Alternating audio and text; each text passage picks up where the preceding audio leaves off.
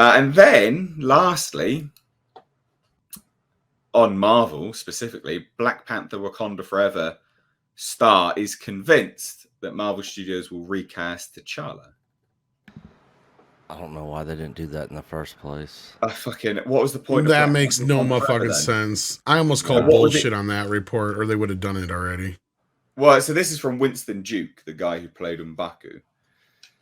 But you just and this is so funny. So he goes, "There's no way they'll never remake Black Panther in the future. There's no way that the saga and interpretation of T'Challa, King of Wakanda, will end. He is canon. So trust that it'll come, but allow Black Panther Wakanda Forever to be a human experience of massive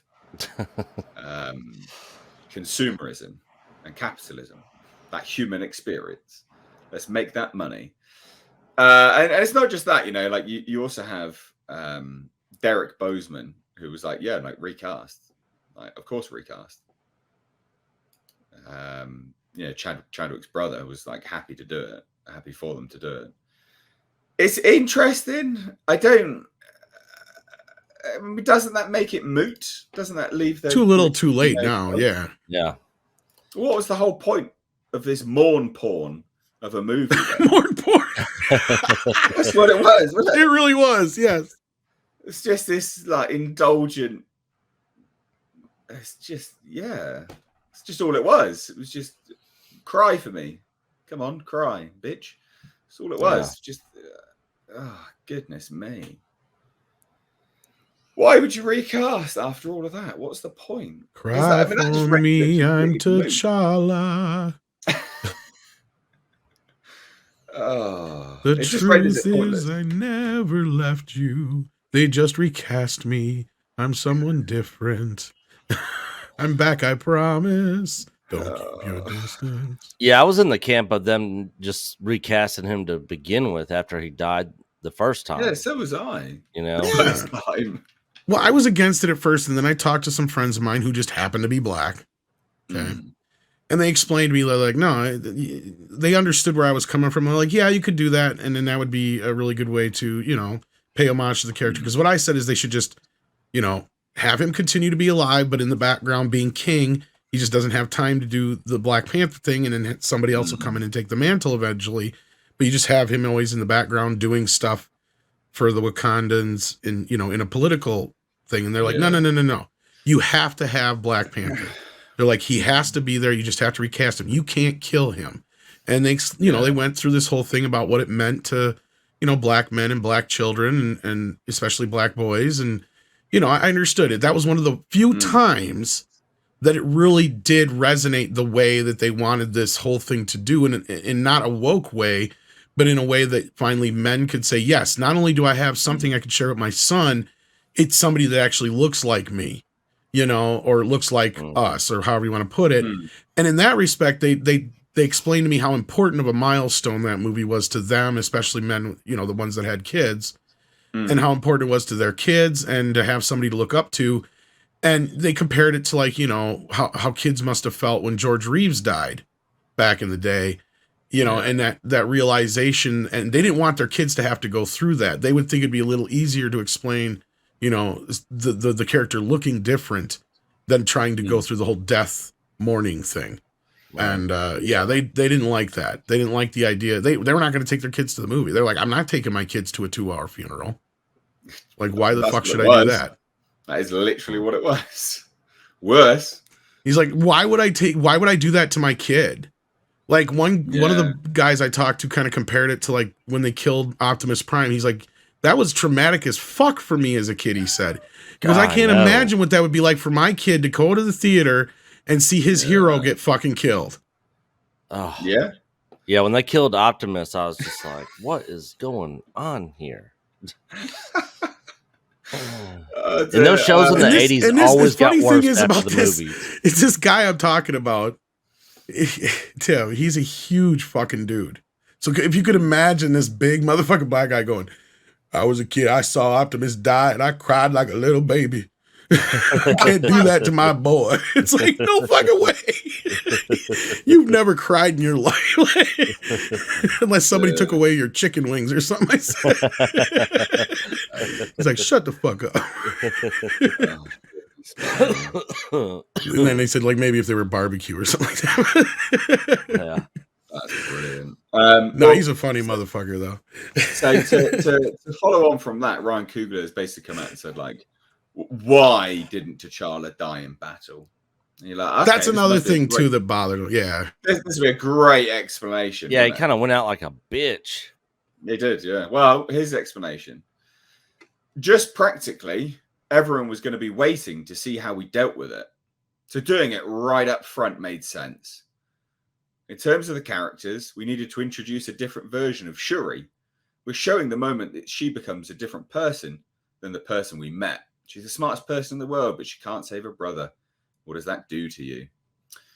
If someone else would have taken T'Challa out, Shuri would have looked for that person.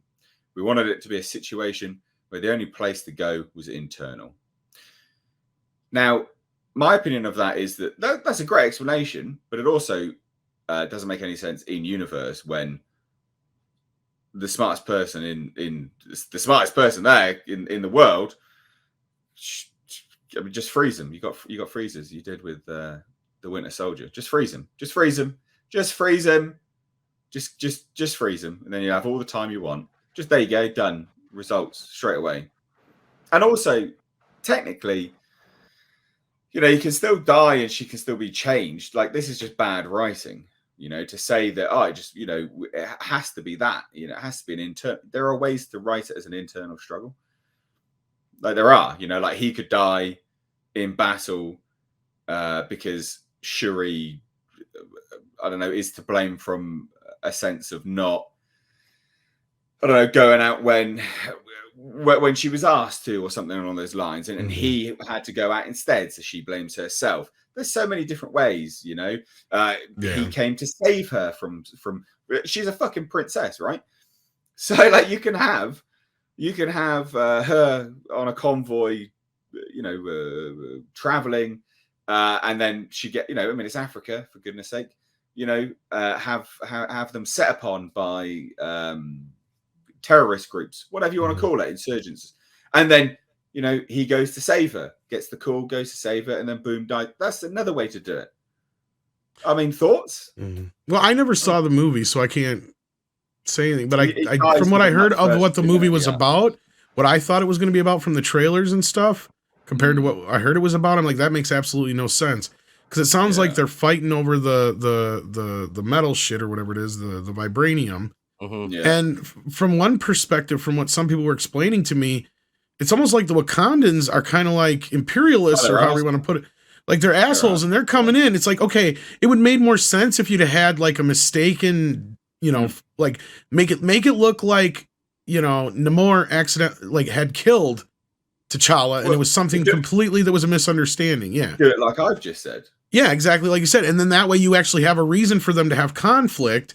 And then in that conflict on Namor's side, he's confused because he didn't kill T'Challa, so he doesn't realize he's being blamed for it. He thinks they're just after their vibranium. There's your setup for, misunderstanding, and that leads to war. And there's a movie, there's a plot. That's what you have. You need that gives motivation. Like, yeah. And that's why I hate writing stories in these worlds that, like, whenever I used to have to write or whenever I've come up with stuff, is because you got to remember the rules. Like, you brought up the whole freezing thing. It's like, this is what I hate about these big multiverses starting to cave in on themselves. Because you get to a point where you're just like, okay, so-and-so's fighting somebody. Boy, it'd be great if they could just call somebody up that they know, like one of the Avengers that they have on speed dial on their fucking phone, and could be there in 5 minutes and help them out. Like that's what I hate about this kind of shit. It's just so stupid when you sit there and go, well, if you as the audience are thinking of that, that is bad, because the people making this movie had months, almost years, to have thought about that. Yeah. Yeah, well, but also it's the same writer. So it's the writer from the first one to the second one, right? So even in universe, you'd think that they'd be able to, remember what function of of Wakanda was there before. I mean, they even had the dumbest way to get into Wakanda now that you didn't have before, where you just beat some fucking water bongo drums. That's literally it. And then the force field comes down. I mean, really? Really?